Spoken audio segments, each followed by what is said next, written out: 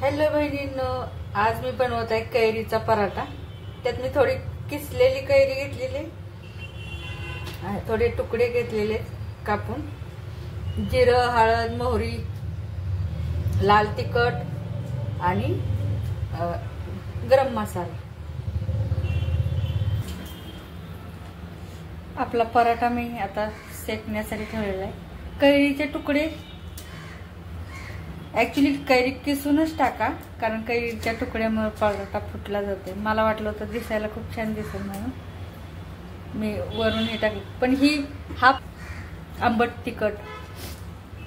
आणि आता सीझन चालू आहे, तर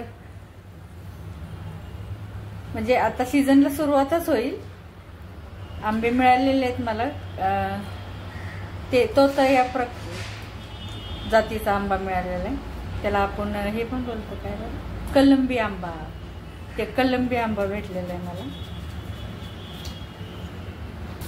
आंब्याचा सीझन मेन म्हणजे मार्च मे, उन्हाळ्यात असतो, पण आकाडी आंबा पण असतो।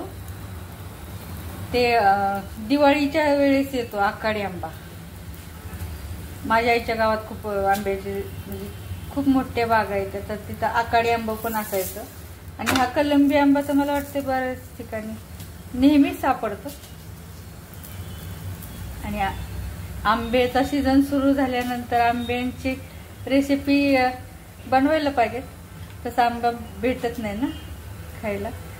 तर आज मी बनवणार आहे, हे पराठा एक बनवला आहे, आता चटणीची रेसिपी पण बनवणार आहे। ते आपण बाजरीच्या भाकरी बरोबर पण छान लागते, चपाती बरोबर पण छान लागते।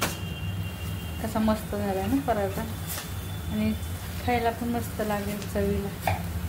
बहिणींना माझा व्हिडिओ आवडल्यास माझ्या व्हिडिओला लाईक करा, माझ्या चॅनलला सबस्क्राईब करा।